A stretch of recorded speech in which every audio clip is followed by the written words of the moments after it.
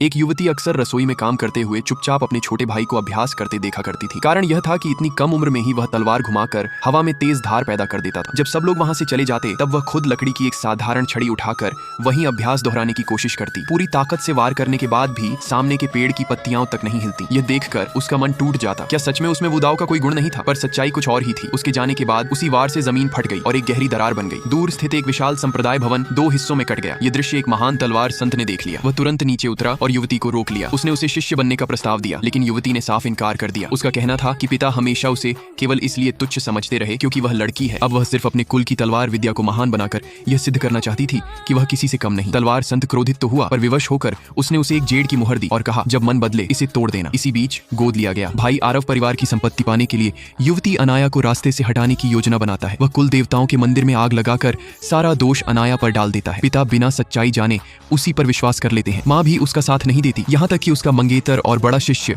देवांश भी उसके विरुद्ध खड़ा हो जाता है। अनाया को पहाड़ों के पीछे कठोर दंड के लिए भेज दिया जाता है, जहां वह असहनीय पीड़ा सहती रहती है। कई वर्षों बाद जब आरव को कुल का उत्तराधिकारी घोषित किया जाता है, तब अनाया को मुक्त किया जाता है। अपने कमरे में लौटकर वह देखती है कि वर्षों से वहां कोई नहीं आया। उसी जगह उसे तलवार संत की दी हुई जेड़ मुहर मिलती है। इसी समय वह माता पिता की बातचीत सुन लेती है, जहां वे साफ स्वीकार करते हैं कि आरव ही उनका सच्चा वारिस है और अनाया सिर्फ एक बोझ थी। उस क्षण अनाया का दिल पूरी तरह टूट जाता है। वह बिना एक आंसू बहाए जेड़ मुहर तोड़ देती है। दूर कहीं तलवार संत मुस्कुरा देता है। वह अपने शिष्य को लेने आता है और अनाया इस घर को हमेशा के लिए छोड़ देती है। बाद में परिवार को सच्चाई पता चलती है। देवांश को भी एहसास होता है कि उसकी जान कभी आरव ने नहीं बल्कि अनाया ने अपने हृदय के रक्त से बचाई थी। पर तब तक बहुत देर हो चुकी होती है। समय बीतने के साथ अनाया अपनी आत्मा की तलवार को जागृत करती है। उसकी शक्ति इतनी बढ़ जाती है कि उसका गुरु स्वयं उसे अपना उत्तराधिकारी घोषित कर देता है और अपने द्वारा स्थापित महान संप्रदाय नील चक्र संघ उसे सौंप देता है। जब वही संघ उसी नगर में शिष्य चयन प्रतियोगिता आयोजित करता है जहाँ कभी अनाया को अपमानित किया गया था, तो वह स्वयं परीक्षक बनकर लौटती है। उसकी उपस्थिति मात्र से सैकड़ों तलवारें कांपने लगती हैं और आकाश में दिव्य तलवार मंडल बन जाता है। वह एक संकेत से सबको शांत कर देती है। आरव उसके सामने घुटनों पर गिर जाता है, लेकिन जैसे ही अनाया उसका सामना करती है, वह पहचान लेता है वह वही लड़की है जिसे उसने कभी तुच्छ समझा था और यहीं से उसका पतन शुरू होता है।